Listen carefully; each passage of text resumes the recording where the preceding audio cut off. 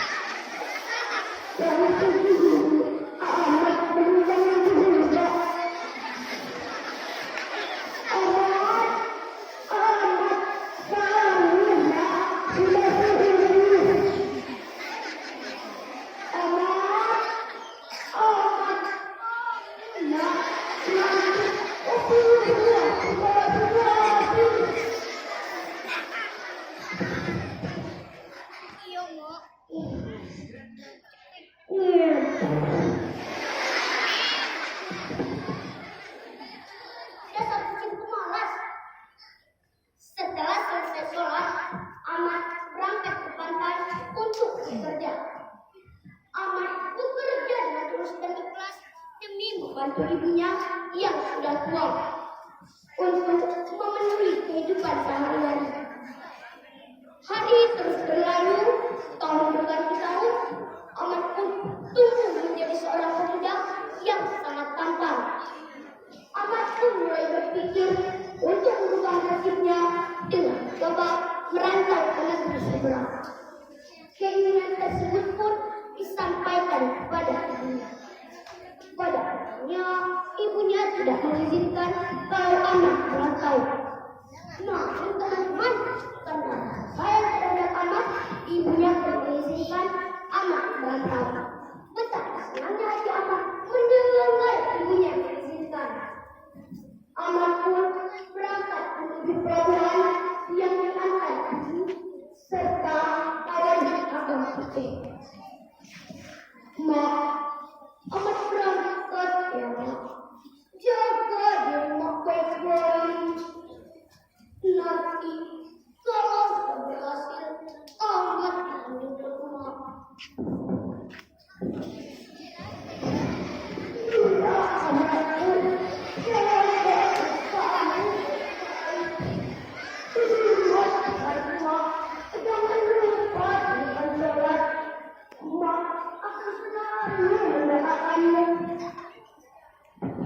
Iya mak, Ahmad akan selalu ingat pesan emak.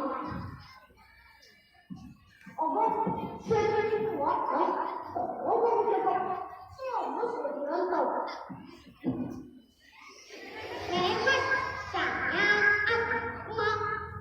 Tapi kamu jangan kaya dan kita. Jangan kalau kamu sudah kaya nanti. Iya dong, saya masih ingat janji kita.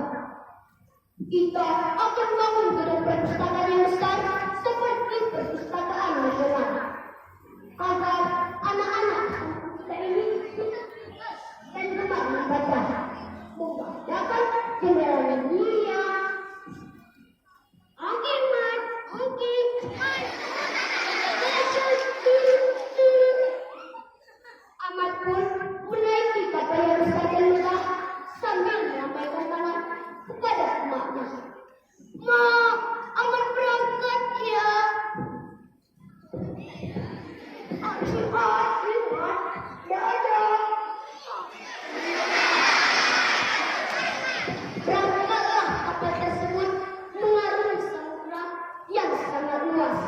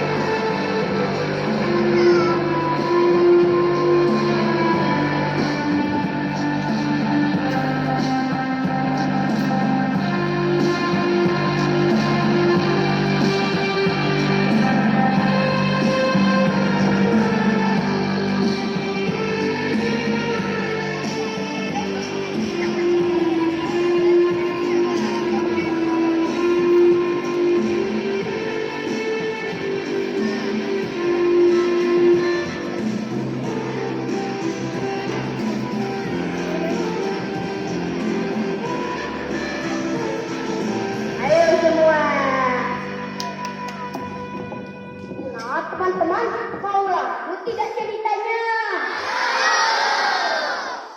Untuk pacar baru teman-teman, Amat bekerja keras membantu tulang demi menggapai keinginannya.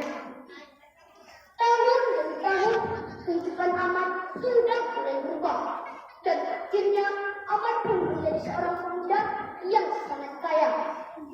20 tahun merantau membuat Amat sangat merindukan kampung halaman, terutama emaknya. Dan akhirnya Amat pun memutuskan untuk pulang ke kampung halaman bersama istri dan anak buahnya. Sesampai mereka di pelabuhan Serung Raya, Amat turun dengan gagahnya yang didampingi istrinya.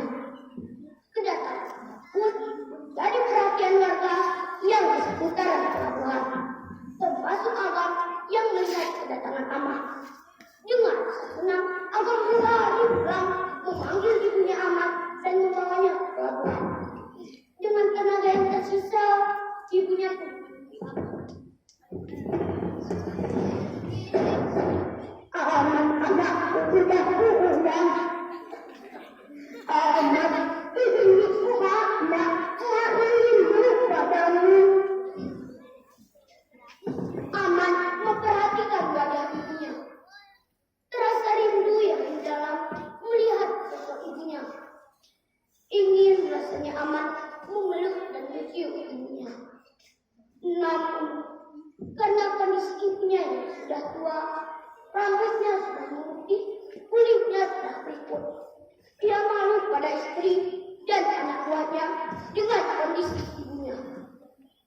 Tidak, kau bukan ibuku. Tidak mungkin ibuku sudah tua. Ibuku orang kaya. Mendengar perkataan Amat, ibunya sangat sedih.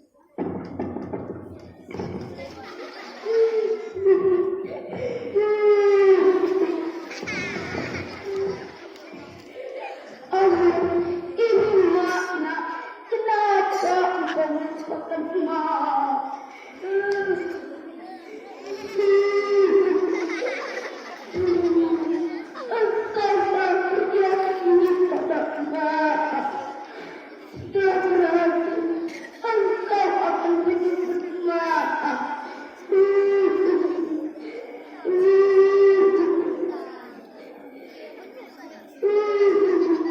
Tapi kenapa engkau mengatakan maaf? Tidak, kau bukan ibuku. Pengawal, siapkan kapal. Kita berlayar kembali. Siapkan, perintah dilaksanakan.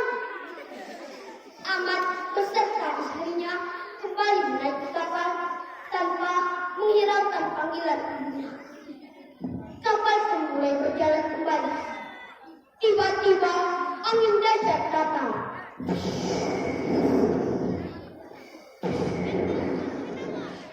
Kapal Ahmad pun goyang.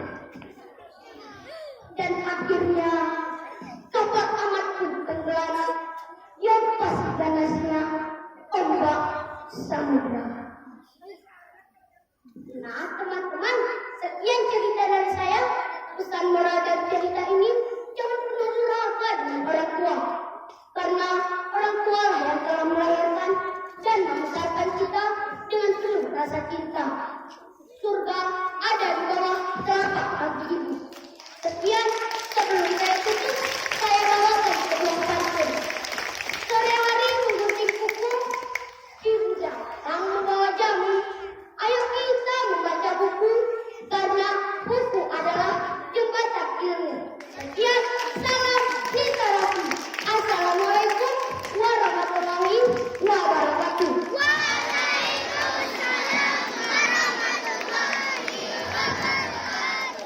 Anak-anak itu inilah yang namanya Mumtaz. Kemarin kita lomba tingkat provinsi